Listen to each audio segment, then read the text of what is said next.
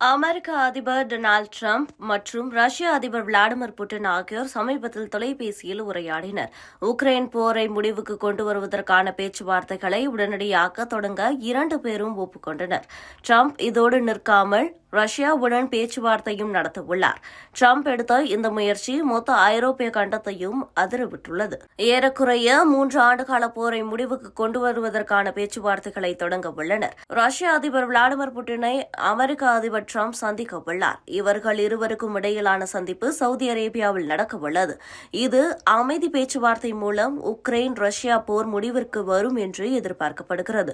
America Russia இடையே 1960களில் நடைபெற்ற பனிப்போருக்கு பின்பாக மிக மோசமான மோதல் தற்போது ஏற்பட்டுள்ளது.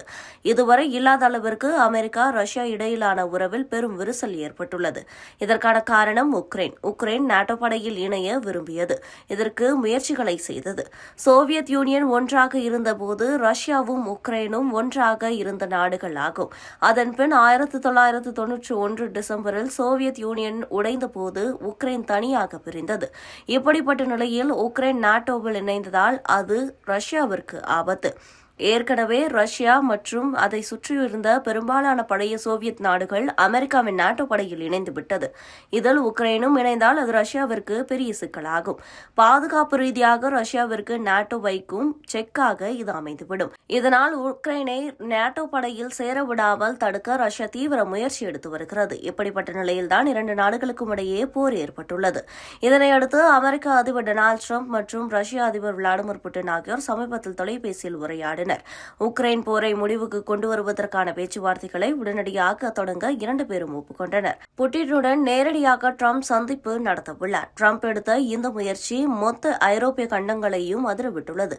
ஏனென்றால் இந்த விவகாரத்தில் ஐரோப்பிய நாடுகள் எதையும் டிரம்ப் ஆலோசனை செய்யவில்லை. முக்கியமாக நாட்டு நாடுகள் யாரையும் டிரம்ப் ஆலோசனை செய்யவில்லை. இதனால் ஐரோப்பிய நாடுகள் அவசரமாக ஆலோசனை செய்ய தொடங்கியுள்ளன. சமாதான பேச்சுவார்த்தையில் தங்களை சேர்த்துக் கொள்ளாததை அடுத்து ஐரோப்பிய தலைவர்கள் பாரிஸில் அவசர கூட்டத்திற்கு அழைப்பு விடுத்துள்ளனர். அவர்கள் டிரம்பின் செயல்பாடு பற்றி அவசரமாக ஆலோசனை செய்ய தொடங்கியுள்ளனர். ஐரோப்பிய நாடுகள் பேச்சுவார்த்தையில் ஈடுபடவில்லை என்றால் பேச்சுவார்த்தையில் டிரம்ப் கை ஓங்கியிருக்கும், புட்டின் கையும் ஓங்கியிருக்கும்.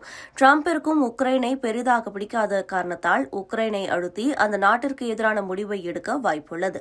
உக்ரைனுக்கு எதிரான கடுமையான முடிவுகளை இதில் எடுக்கலாம், உக்ரைனுக்கு அழுத்தம் கொடுக்கலாம் என்பதால் ஐரோப்பிய நாடுகள் இந்த விவகாரத்தில் அதிருப்தி அடைந்துள்ளதாக கூறப்படுகிறது.